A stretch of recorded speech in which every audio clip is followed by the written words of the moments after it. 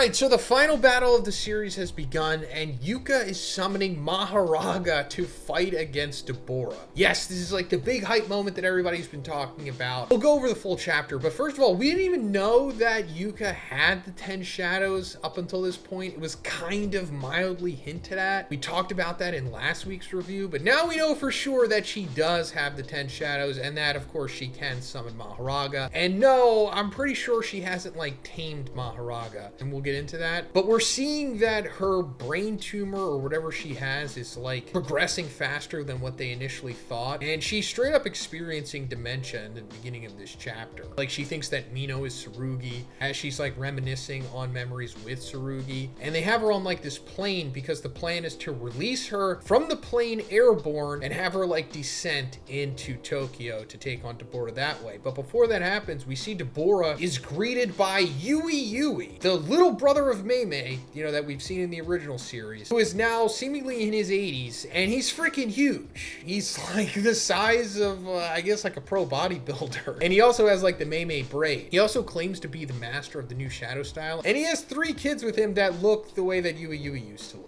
I guess they're like his grandkids. It's not really stated here, but he's thanking Dabura simply for Dabura being Dabura because, you know, the last 68 years or whatever have been pretty peaceful since Sukuna had been defeated, and there hasn't been anything like Sukuna or Dabura in that time. So these kids or their generation or the generation before them seem to forgot that stuff like this can happen. So Yui's happy that they're going to be able to see what true power is, or what it looks like when a living creature reaches the peak of violence. So that's odd, and I'm sure this is going to come back in some way maybe. But Dabura's like, well, unfortunately, I can't really show you anything without a worthy opponent. And Yui's like, nah, not to worry. I think you'll be quite satisfied, and I'm sure your loneliness will be eased. And Yuka is dropped from the plane and falls directly into Tokyo above Dabura. And as she's falling, she summons Mahoraga and like dips into his shadow. So she's not becoming Mahoraga here because I'm not really sure how her 10 shadows works, because she can like, instead of summoning Shikigamis before, she was like using aspects of them on her body with like the biting twist, the claw strike and that stuff. But no, it seems like she's just summoning Mahoraga, then hiding in the shadow of the 10 shadows, which is also Mahoraga's shadow, so that she doesn't have to fight Mahoraga, because we've seen Megumi hide in the shadows in the original series. So this is a great strategy because she wouldn't be able to defeat Mahoraga or tame him. Pretty sure she's not that strong. Now, also in the previous chapter, Tsurugi implied that Yuka is going to do some kind of binding vow like Gon does in Hunter x Hunter, to where she gives up her lifespan or something in exchange for like an extreme power up. Now, she probably did that off panel, and maybe it'll come back to that at some point and show us that she did do that. But even with that, I don't think she'd be strong enough to tame Mahoraga. I don't know, maybe she is, but she's just hiding, which is great because this is essentially what happened in the original series when Megumi first summoned Mahoraga. Megumi was kind of like out of the picture at that point, and Mahoraga just wound up fighting Sukuna, and Sukuna defeated him and tamed him. So similar situation here. I also love it that Mahoraga is like a baby face now, which is cool. He was always kind of a heel. Even when he was going against Sukuna, it was like heel versus heel. But now we're like rooting for Mahoraga, because we never really rooted for him before. Not just him going against Sukuna, but even when he was going against Gojo, we definitely weren't rooting for him then. But now we're rooting for him. It's like we want him to defeat Dabura. Hey, also guys, we're less than 1,000 away from 300,000 subscribers. If you could subscribe so we can get there before the end of the year, that would be amazing. I will be covering season 3 of Jujutsu Kaisen in January every single week, as well as the rest of this series. I think we only have a couple weeks left of it. Yeah, if you could do that, guys, I'd really appreciate it. Thank you. But after Mahoraga is summoned, Dabura just goes immediately into like firing these light pole things at him. It turns out that this is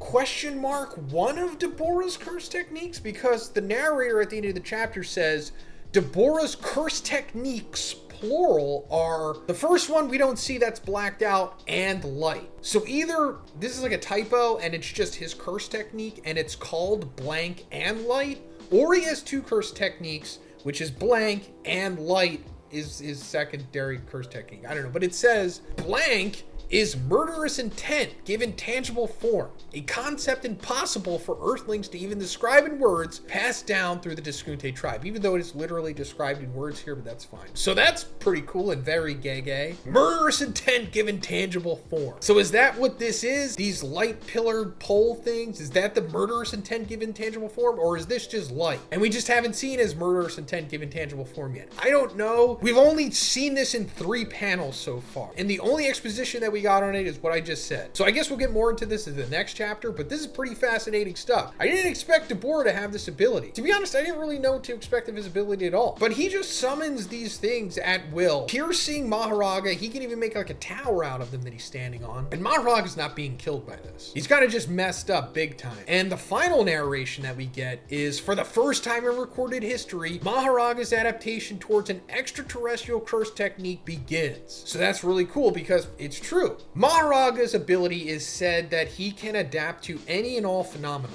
So I guess that means literally any and all. Even if a straight up alien comes to Earth, he'll be able to adapt to it as he is in this case. Because yeah, Dabura has already made mistake number 1, and it's that you let Mahoraga live. Because that's how you overcome him. You just have to kill him with like one big attack before he can adapt to something. You can't just like keep hurting him, because the more you hurt him, the more his wheel's gonna spin, the more he's gonna adapt, and he will eventually figure out a way to overcome you. Like, that's how Gojo was defeated in the original series. So I guess Mahoraga, in theory, would be able to figure out how to overcome the tangible form of murderous intent.